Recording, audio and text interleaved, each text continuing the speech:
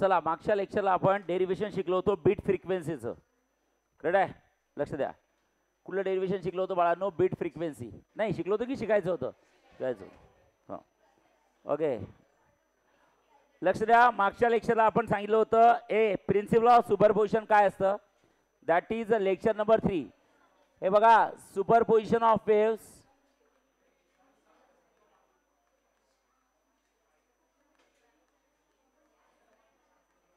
बाळांनो लक्षात ठेवा. पार्ट 1 ज्याला आपण प्रोग्रेसिव्ह वेव्ह म्हणतो.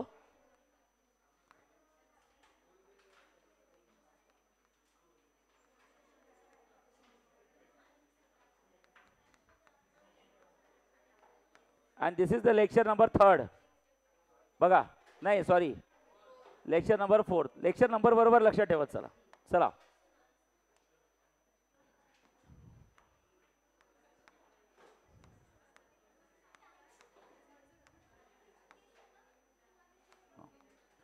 आता इकडे लक्ष द्या. ए हां, मागच्या लेक्चरला आपण प्रिन्सिपल ऑफ सुपरपोजिशन शिकलो होतो. प्रिन्सिपल ऑफ सुपरपोजिशन मध्ये आपण शिकलो होतो when 2 or more sound waves travelling through a medium arrive at a point of medium simultaneously, each wave produces its own displacement independently.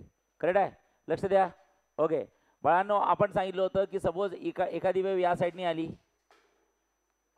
हां एखादी वेव या साईडनी आली, दोन्ही वेव इंटरफर झाल्या, तिथं इंटरफरन्स तयार होतं.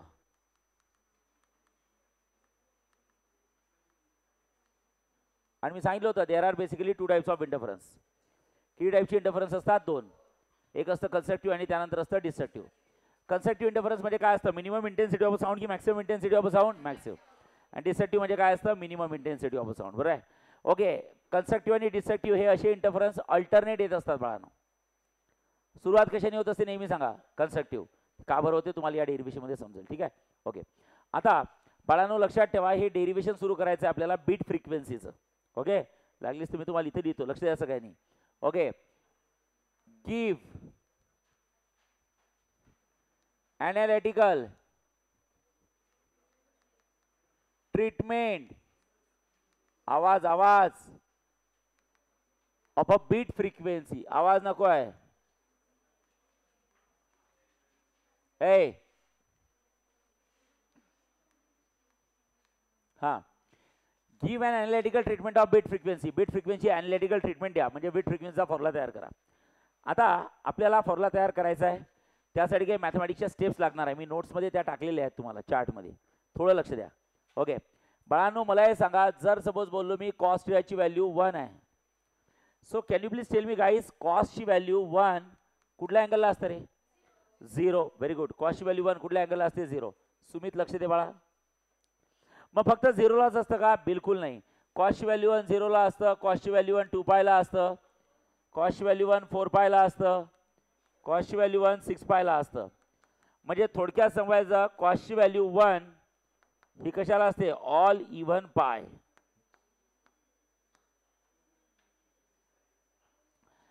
कॉस्टची व्हॅल्यू 1 कुणाला असते सांगा? पाय की इव्हन पाय? इव्हन पाय. Even number into pi. 0 2π 4π 6π 8π 10π 12π 14π 16π 18π 20π 22π 24π सगळे इव्हन पायला 1 असते. झालं. त्यानंतर कॉस्ट याची व्हॅल्यू किती असतं? -1. हां, कॉस्ट याची व्हॅल्यू -1 म्हणजे याचा अर्थ कॉस 180 ची व्हॅल्यू -1 असतं, म्हणजे याचा अर्थ कॉस पायची व्हॅल्यू -1 असतं. मग एकाच अँगलला असतं का? बिलकुल नाही. कॉस पायची व्हॅल्यू -1, कॉस 3π ची व्हॅल्यू -1, कॉस 5π ची व्हॅल्यू -1, कॉस 7π ची व्हॅल्यू -1, कॉस 9π ची व्हॅल्यू -1. करेक्ट आहे. म्हणजे याचा अर्थ कॉस ऑफ काय असतं बोला? ऑड पाय.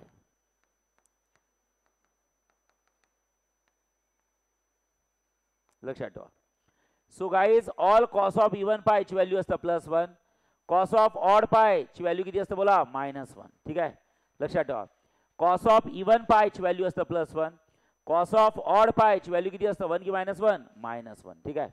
पण जर सपोज तुम्ही इथं बोलले की कॉस्ट याची व्हॅल्यू आहे बाळांनो +-1, तर मग थिटा म्हणजे असे कुठले अँगल आहे की ज्याला कॉस्टची व्हॅल्यू +-1 असते? +1 फॉर इव्हन पाय, -1 फॉर ऑड पाय. करेक्ट आहे.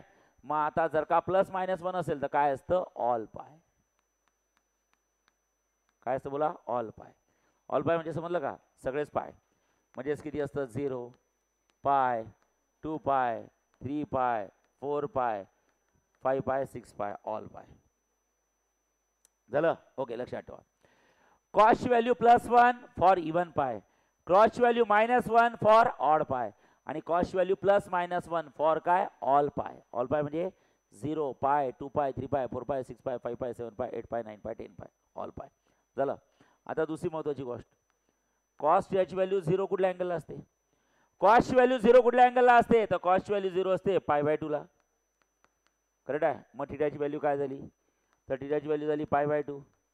थिटाची व्हॅल्यू झाली बाळांनो /2 वाला पाय म्हणायचं. काय म्हणायचं, /2 वाला पाय. /2 वाला पाय म्हणजे असा पाय ज्याला /2 आहे. करेक्ट आहे की नाही. ओके, /2 वाला पाय म्हणजे इथं असतं 3π/2 बोला, 5π/2 बोला, 7π/2. सर असं का बरं विचित्र लिहिता तुम्ही, सर तुम्ही 4π/2 का बरं लिहित नाही, गदडे हो. 4π/2 लिहिला तर /2 राहतच नाही ना, 2 × 2 2 जाऊन जायचं. म्हणजे इव्हन टर्म पाहिजे नाही, वर कुठे टर्म पाहिजे, ऑड. मग /2 वाला पाय.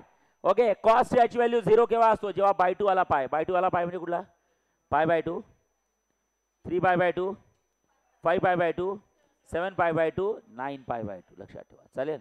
ओके, हे सिंपल आहे. पुन्हा एकदा सांगा चला, कॉस्ट याची value +1.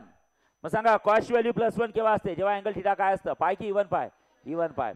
Cost value -1, cost value -1 केव्हा असते, जेव्हा theta is equal to even pi की ऑड पाय, ऑड पाय. आणि कॉस्ट व्हॅल्यू +-1 केव्हा असते, जेव्हा ऑड पाय, इवन पाय की ऑल पाय, ऑल पाय. 0 पाय, 2 पाय, 3 पाय, 4 पाय, 6 पाय, 5 पाय. सेस. आता कॉस्ट व्हॅल्यू 0 केव्हा असते, जेव्हा थिटा काय असतं, पाय की /2 वाला पाय, /2 वाला पाय. /2 वाला पाय म्हणजे π/2 बोला बोला, π/2. हा, 3π/2, 5π/2, 7π/2, 9π/2, 12, 11π/2. Sir odd π/2. ठीक आहे, लक्षात ठेवा. झालं. येस. ओके, आता आपल्याला डेरिव्हेशन लिहायचं बाळांनो बीट फ्रिक्वेन्सीचं. सगळ्यांनी लक्ष द्या. Yes. Okay, analytical treatment of beat frequency. So guys let's consider this is the one of the wave, this is the another wave. इथं दोघांचं इंटरफरन्स झालं and you will get a resultant wave. लक्ष द्या सगळ्यांनी. हा महत्त्वाचं derivation, एकच derivation होणार आज बस. ओके, आणि उद्या या पार्टचा होणार दी एंड. लक्षात ठेवा. चालेल. ओके, लक्षात ठेवा. सो गाईज ओके, y1 बार, y2 बार. क्लस्टर टेस्टला टॉपिक आहे का रे, क्लस्टर टेस्टला टॉपिक टाकलाय, अरे बोला नाही. Suppose this is the first wave having a equation y1 bar, this is the second wave having a equation y2 bar, and this is the resultant wave y bar is equal to किती असतं, y1 bar plus किती असतं, y2 bar. मला आवाज नको आहे, माझ्याकडे बघायचं आहे सगळ्यांनी. ओके, लक्ष द्या. सो इथं सरळ लिहू शकतो बाळांनो, मराठीत नाही इंग्लिशमध्ये. हां, consider 2 simple harmonic progressive wave. अतिशय सिंपल टॉपिक आहे. Consider 2 simple harmonic progressive wave having a same amplitude, having same amplitude.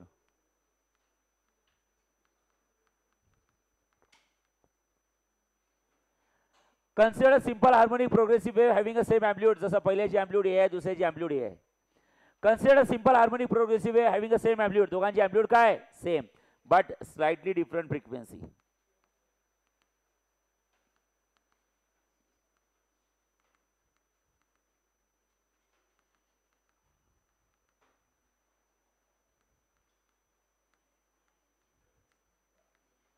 Slightly different frequencies, that is slightly different frequency, that is n1 and काय असतं n2. अशा दोन waves घेतल्या की ज्यांची amplitude same आहे. बघा a1 a2 ने घेतली, दोघांची सेम आहे ए, बट स्लाइटली डिफरंट फ्रिक्वेन्सी. हिची फ्रिक्वेन्सी n1 घेतली, हिची फ्रिक्वेन्सी n2 घेतली. करेक्ट आहे. ओके, वेव्हचं इक्वेशन काय असतं. ओके, ए थांबा, equation of wave. Equation of wave जर बघायला गेले तर y इक्वल्स टू असतं a साइन ओमेगा टी. सगळ्यांना माहिती आहे ओमेगा म्हणजेच काय असतं, 2π की 2π by capital T, 2π by capital T. म्हणजे इथं किती असतं, 2π. पिरियड आहे की reciprocal of period, reciprocal of period is called as frequency. Yes, reciprocal of period is called as frequency. मग इक्वेशन काय तयार होईल, y इक्वल्स टू किती असतं, ए साइन, सांगा ओमेगाची व्हॅल्यू किती असतं, 2πn, 2πn इंटू टी. लक्षात ठेवा, y equals to A sine 2πn T. So what is one of the wave. लक्षात ठेवा, पहिल्या वेव्हचं इक्वेशन काय असतं, y1 बार. तर पहिल्या वेव्हची एम्प्लिट्यूड किती आहे, ए साइन 2π n1 टी. दुसऱ्या वेव्हचं इक्वेशन काय असतं, y2 बार, ए साइन 2π n2 टी. लक्षात ठेवा. पहिल्या वेव्हचं इक्वेशन असतं ए साइन 2 n1t, दुसऱ्या वेव्हचं इक्वेशन ए साइन 2 काय असतं n1 n2t n2t. लक्षात ठेवा. चालेल. दोघांची ॲम्प्लिट्यूड सेम आहे पण दोघांच्या फ्रिक्वेन्सी डिफरंट आहे. हे स्टँडर्ड इक्वेशन. बस एनच्या ठिकाणी n1 पहिल्या वेव्हचं इक्वेशन, एनच्या ठिकाणी n2 दुसऱ्या वेव्हचं, बाकी सगळं same. So whenever there is a principle of superposition, so इथे लिहू शकता by using principle of superposition, by using principle of काय सुपरपोजिशन, हा, by using the principle of superposition if you want y bar, so guys y bar is equals to किती असतं y1 bar plus किती असतं y2 bar. So guys y bar is equals to y1 bar. What is y1 bar? a sin 2 n1t plus a sin 2 n2t. लक्षात ठेवा. a sin 2 n1t, a sin 2 n2t. So guys y bar is equals to दोघांमधून a common काढला तर ब्रॅकेटमध्ये किती असतं sin 2 इथं असतं n1t plus sign इथं असतं 2 इथं काय असतं n2t. लक्षात ठेवा. झालं. येस. मग तुम्हाला जेव्हा सॉल्व्ह करायचं असतं सो y बार लक्ष द्या a y bar is equals किती असतं a, तुम्हाला समजायला पाहिजे इथं कोण आहे सांगा sine c plus sine d. Sine c plus sine d काय असतं? साइन मध्ये जेव्हा प्लस साइन असतं तुम्हाला माहिती आहे sine c plus sine d काय. What is the formula of sine c plus sine d? Sine c plus sine d is equals to 2 c plus d by 2 c minus d by 2. Sine मध्ये plus sine असेल तर पहिले sine नंतर cos, पहिले sine आणि नंतर cos. Okay. मग c ची व्हॅल्यू 2 n1t, d ची व्हॅल्यू 2 n2t. ठीक आहे. y equals to a. Okay. Sine c plus sine d किती असतं बोला 2 c plus d by 2. c किती आहे 2 n1t plus 2 n2t. Okay. c plus d by 2 आणि नंतर काय असतं 2 n1t minus 2 n2t c minus d by 2. लक्ष ठेवा रे. ओके. 2 लक्ष द्या काय असतं बघा. बघा बाळांनो इथं सरळ सांगू शकता इथं कोण आहे सांगा a.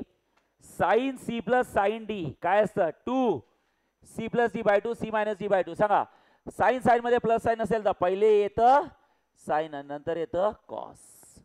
पहिले येतं साइन नंतर काय येतं बोला कॉस. तुम्हाला समजायला पाहिजे थोडं या स्लाइडवर.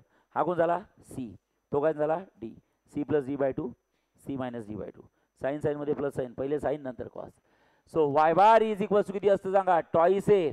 इथं कोण असतं बोला साइन इन ब्रॅकेट. आवाज नको रे. लक्ष द्या. इथं 2 कॉमन काढला तर ब्रॅकेटमध्ये किती राहील n1 plus n2 into t bye 2. बघा. ओके.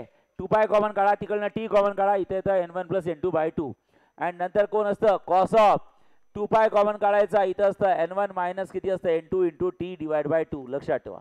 झालं. इकडनं 2 कॉमन काढायचा तिकडनं t कॉमन काढायचं इथे किती असतं n1 minus n2. So guys सरळ लिहू शकता y bar is equals to किती असतं टॉइस a इंटू किती असतं sine in bracket. So guys 2 gets cancel pi in bracket किती असतं n1 प्लस किती असतं n2 इंटू t नंतर कॉस ऑफ इथं काय करायचं 2 gets cancel pi in bracket किती असतं n1 मायनस n2 इंटू किती असतं t. खतम. सो गाईज सरळ सांगू शकता y bar is equals to किती असतं टॉइस a. पहिले लिहितो cos of in bracket pi in bracket n1 minus n2 into t. Okay. आणि इथे काय करायचं सांगा साइन पाय इन ब्रॅकेट n1 प्लस किती असतं n2 इंटू किती असतं t. खतम.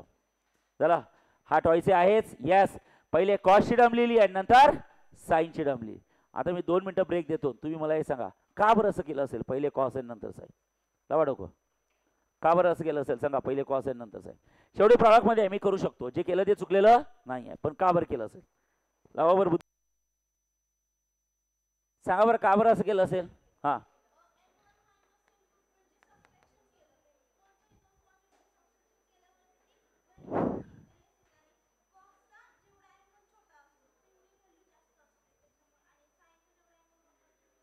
अरे माझी माता मला हे सांग मी कॉस इकडे का बरं घेतला आणि साइन तिकडे का बरं घेतला. बस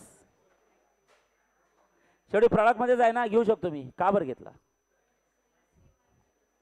ऐका ए मूर्खांनो हा कोण आहे सांगा वाय की Y bar. Y bar resultant wave आहे. थांबा तुम्हाला समजायला पाहिजे ए काय झालं Y bar is equals to मला हे सांगा हे पहिलं इक्वेशन. थांबा सांगा पहिल्या इक्वेशनची ॲम्प्लिट्यूड काय आहे सांगा बरं. पहिल्या इक्वेशनची ॲम्प्लिट्यूड ए आहे बा. पहिल्या इक्वेशनची ॲम्प्लिट्यूड ए आणि दुसऱ्या इक्वेशनची ॲम्प्लिट्यूड कोण आहे सांगा ए आहे.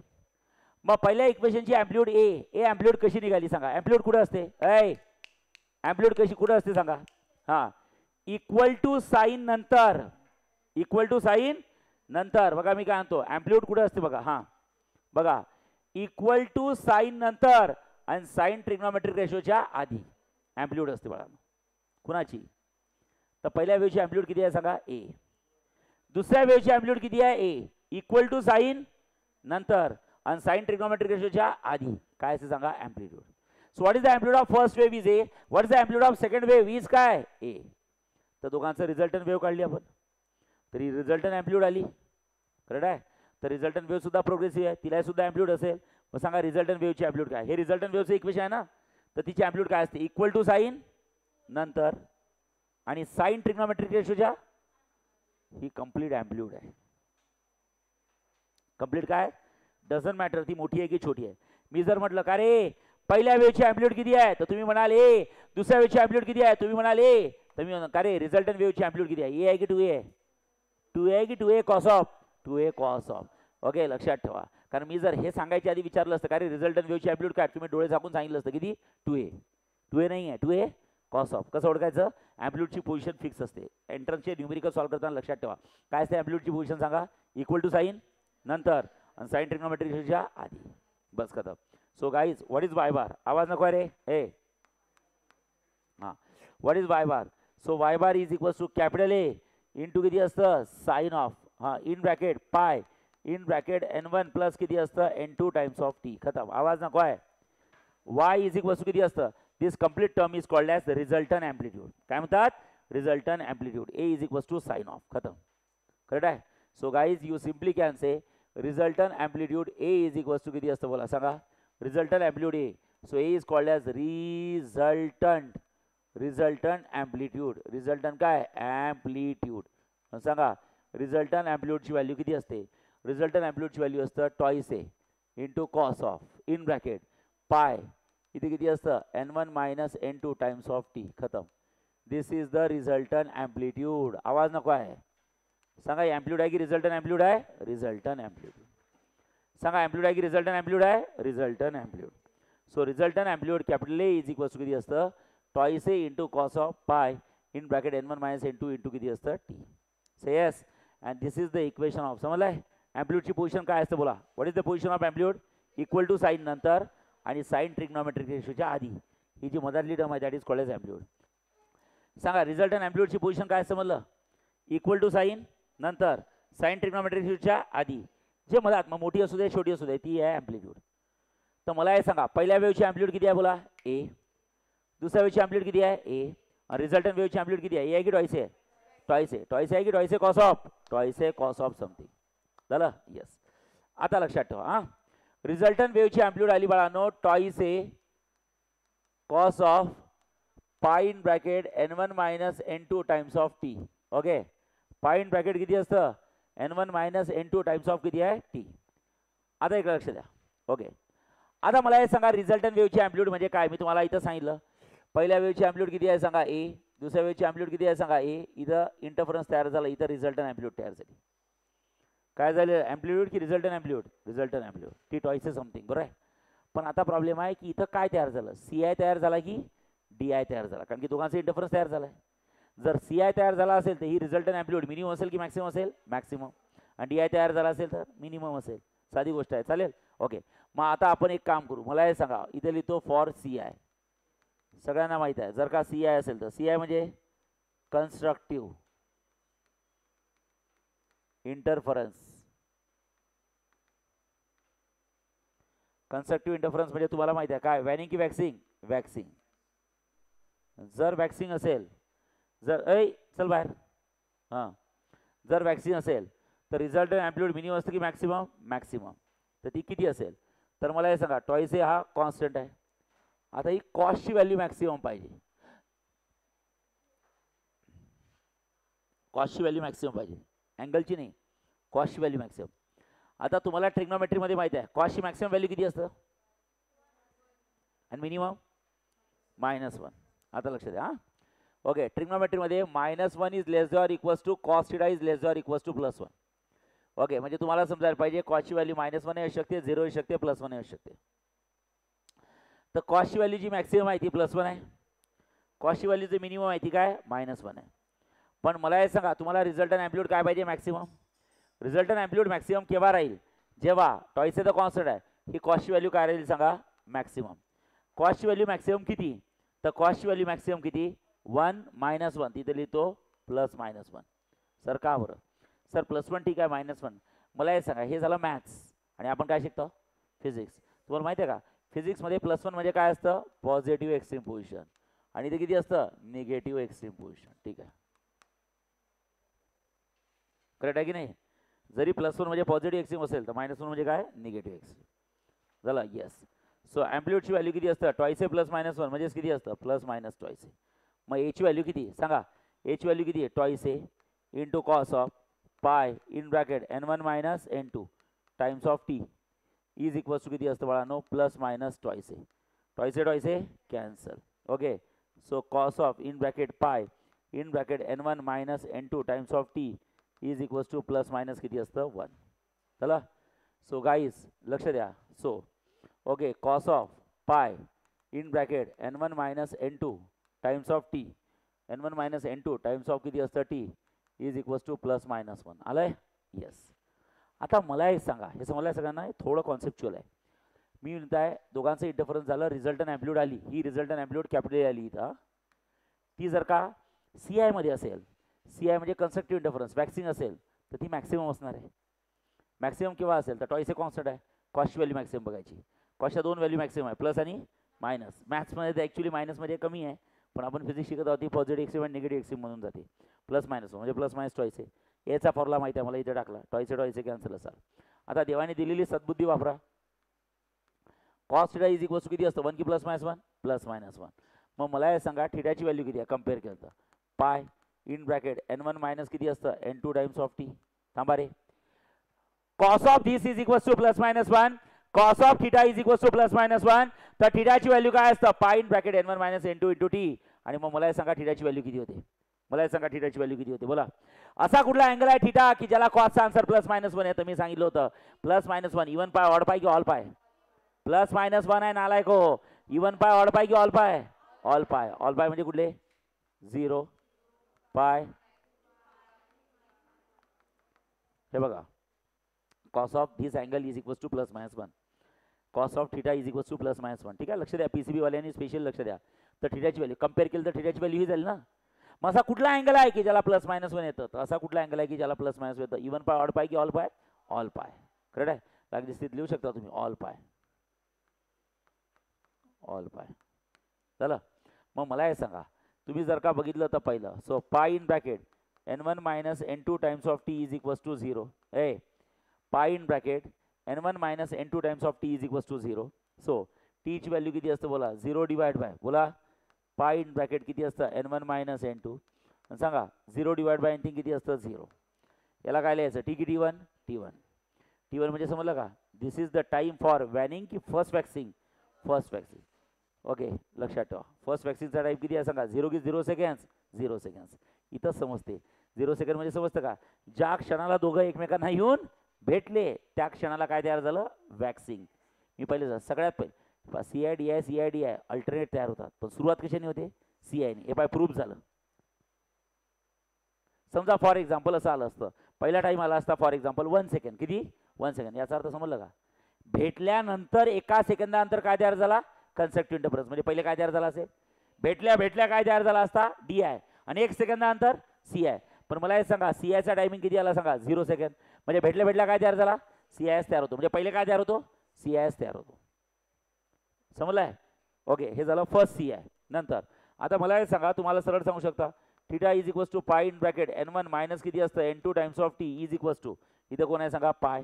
ओके आता टीची व्हॅल्यू किती असतं बोला पाय मल्टिप्लाय थिटा डिवाइडमध्ये घेतली पाय इन ब्रॅकेट किती असतं n1 - किती असतं n2 इथे किती असतं T2. So pi gets cancel.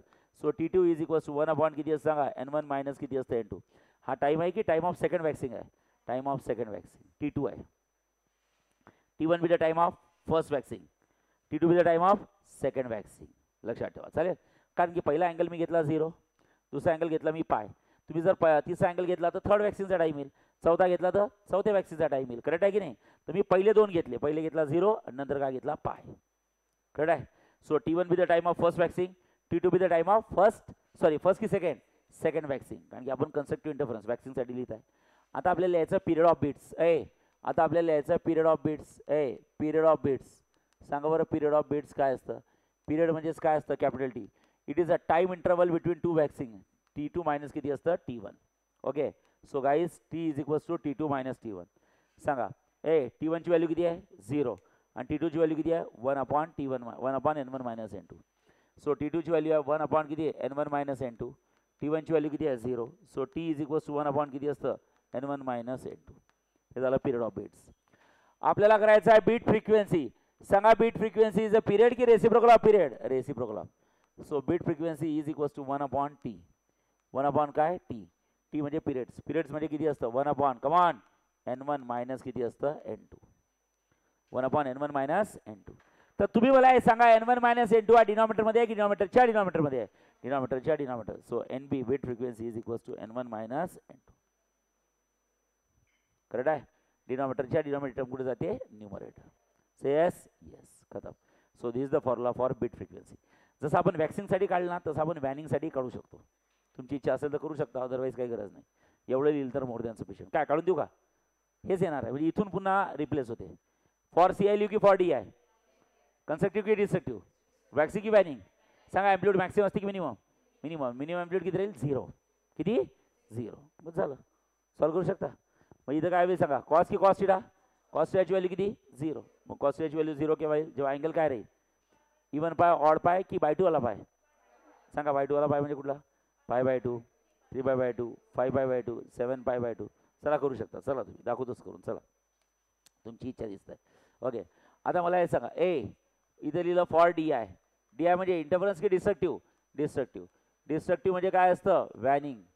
Okay, destructive म्हणजे काय असतं? वॅनिंग. आवाज नको. वॅनिंग. आता वॅनिंग म्हणजे काय असतं बाळांनो? तुम्हाला समजायला पाहिजे. डिस्ट्रक्टिव्ह म्हणजे DI, DI म्हणजे वॅनिंग. आता वॅनिंग म्हणजेच काय असतं बाळांनो? लक्षात ठेवा, तुम्हाला समजलं पाहिजे.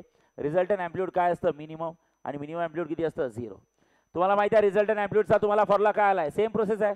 सांगा. Twice A cos of. Okay, हां सांगा काय? बोला. It's a twice A into cos of pi in bracket N1 minus किती असतं? N2 times of T is equals to 0. So twice A खाली गेला. कॉस ऑफ इन ब्रॅकेट पाय N1 minus किती असतं? N2 times of T is equals to 0 divided by काय असतं? Anything. So cos of pi in bracket N1 minus किती असतं? N2 times of T 0 divide by anything किती असतं? 0. So guys cos of 0 is equals किती असतं? हां, cos of theta is equals किती असतं? बोला. 0 झालं. Cos of. मग कम्पेअर केलं तुमच्या लक्षात येईल थिटा कोण आहे? तर थिटा आहे पाय in bracket N1 minus N2 times of किती असतं? T. आणि थिटाची व्हॅल्यू काय असतं? बोला. इवन पाय, ऑड पाय की बाय2 वाला पाय? बाय2 वाला पाय. बाय2 वाला पाय म्हणजे कोण?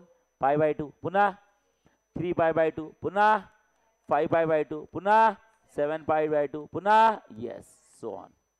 मग त्यातला पहिला घ्या. सांगा पहिला कोण आहे? बोला. सो थिटा सांगा. हां बोला. So pi in bracket N1 minus किती असतं? N2 into T is equals to π/2.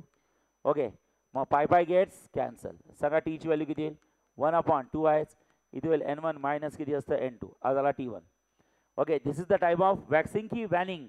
वॅनिंग. वॅनिंग की फर्स्ट वॅनिंग? फर्स्ट वॅनिंग. ओके, नंतर पाय इन ब्रॅकेट किती असतं? N1 मायनस N2 इंटू किती असतं? T इज इक्वल्स टू 3π की 3π/2? 3π/2. So pi gets cancel. T is equals to किती असतं? 3 डिवाइड बाय 2. इथे किती असतं सांगा? N1 मायनस किती असतं? N2. T1 की T2? T2. So time of वॅनिंग की फर्स्ट वॅनिंग? वॅनिंग की सेकंड वॅनिंग? आणि आता आपल्याला काय बघायचं आहे? पिरियड. सांगा पिरियड ऑफ बीट्स काय असतं? So period is equals to T is equals किती असतं? T2 की T2 minus T1? T2 minus T1. काला शिकलोय. टाइम इंटरवल बिटवीन वॅनिंग की 2 सक्सेसिव्ह वॅनिंग? T2 minus T1. चला बोला. सांगा T2 ची व्हॅल्यू 1/1 की 3/? सो 3/. इथे किती असतं? Twice in bracket. बोला. N1 minus N2. आणि इथं असतं 1/, टॉईस इन ब्रॅकेट किती असतं? N1 minus N2. So period of beats is equals to किती असतं? 2 इन ब्रॅकेट किती असतं? N1 मायनस किती असतं? N2. आवाज नको रे. 2 in bracket N1 minus N2. दोघांचा बेस सेम. न्यूमरेटरची काय करायची? सबसेक्शन 3 - 1. काय करायचं? 3 - 1. Okay, so period of beats is equals to 2 divided by twice in bracket n1 minus किती असतं n2 gets cancel. So period is equals to 1 upon किती असतं n1 minus किती असतं n2. सो इथे लिहू शकता beat frequency is equals to 1 upon period. So 1 upon काय असतं period. What's value of period. Period is equals to 1 upon किती असतं सांगा n1 मायनस किती असतं n2. झालं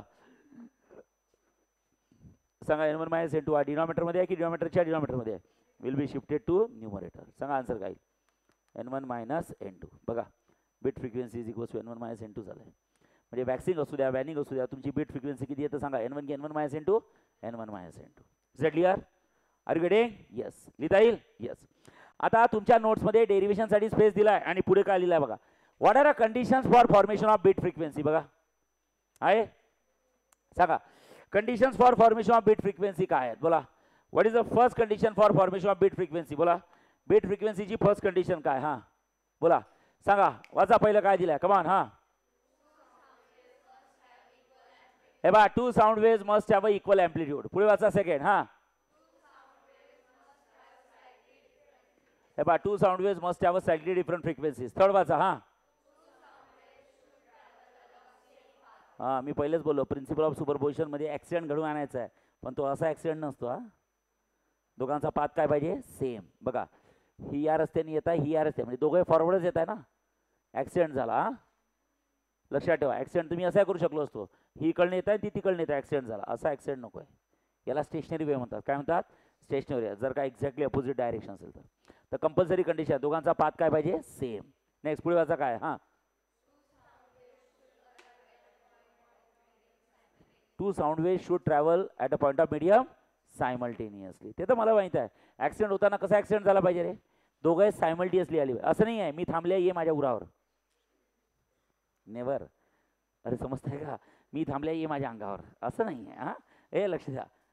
इकडे बघा माझ्याकडे. हां इकडनं रस्ता आहे इकडनं रस्ता आहे इकडनं रस्ता आहे इकडनं रस्ता आहे आणि दोघं जण एकमेकांना येऊन आदळले सायमल्टेनियस. ऍक्सिडेंट कसा झाला पाहिजे सायमल्टेनियसली. असं नाही मी थांबलेच होते आणि तुझी वाटच बघत होती ये आता माझ्या अंगावर आदळ मला येऊन. सायमल्टेनियसलीचा अर्थ समजतं का आपण. मी काल पाठ करून घेतलं बघा. हे two or more sound waves travelling through a medium arrive at a point of medium simultaneously. समजलं सगळ्यांना कसं simultaneously. These are conditions for formation of काय बीट्स. काय तयार होईल बीट्स. बीट्स तयार करताना दोघांची फ्रिक्वेन्सी सेम पाहिजे की डिफरंट डिफरंट.